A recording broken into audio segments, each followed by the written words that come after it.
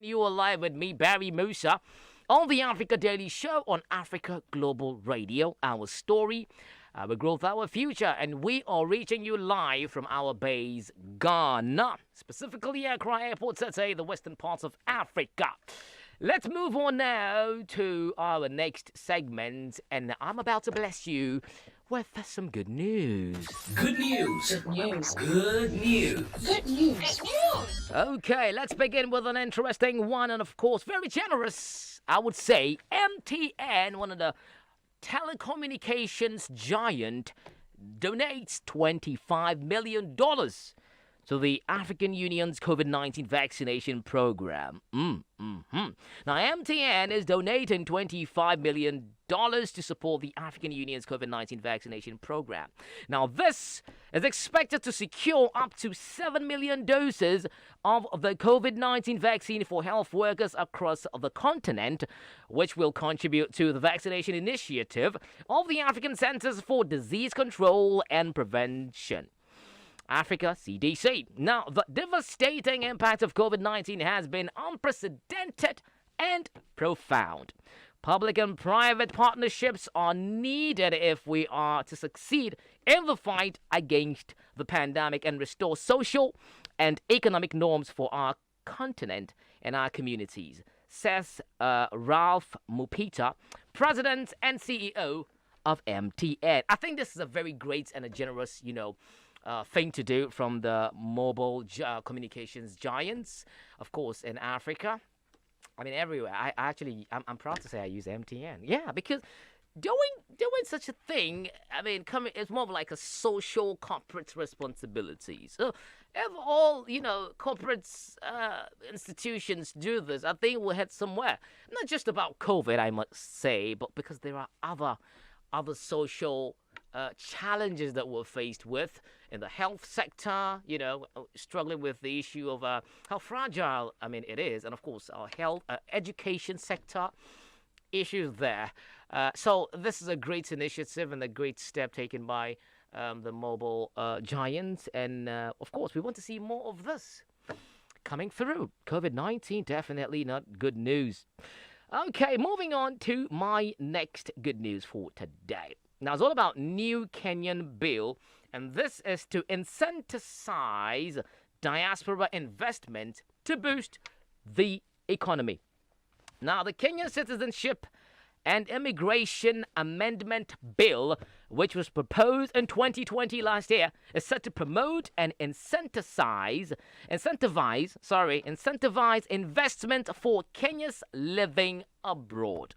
Now, according to a local report, the final bill would encourage policies to ensure that Kenyans in diaspora get special incentives, including wealth protection when they invest in the country. Now, the bill, will also,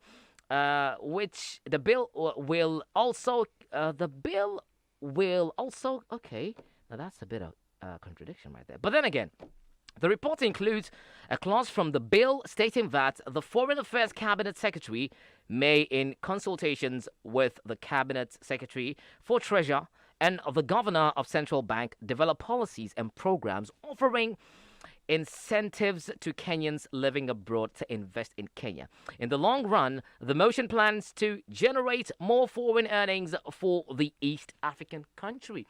That is good news. You've been abroad for so many years, and you have the intention of coming back home someday.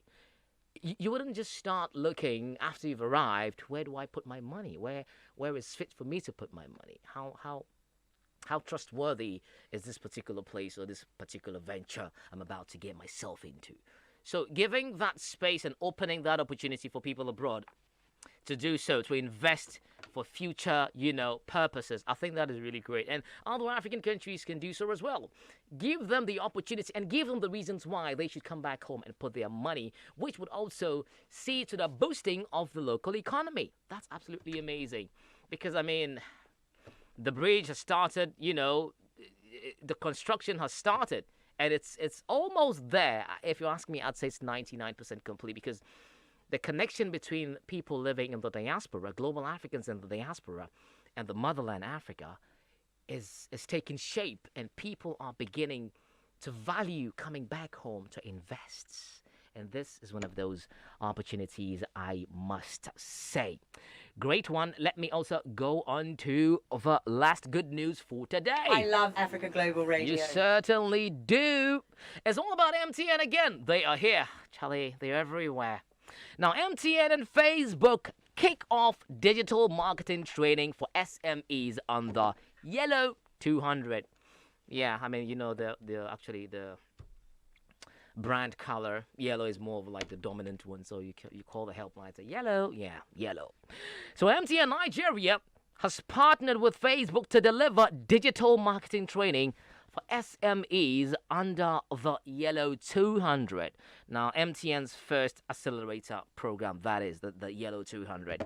Now, this accelerator program culminated with the Rev program launched by MTN in August of last year to mitigate the adverse effects of, guess who? COVID-19 in SMEs. Now, the four-pronged approach will involve access to a masterclass, market access, productivity support tools, and advisory initiatives.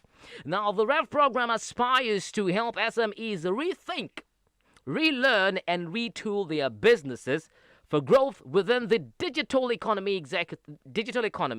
Now, executives from MTN will deliver the masterclass that focus on essential areas of business management.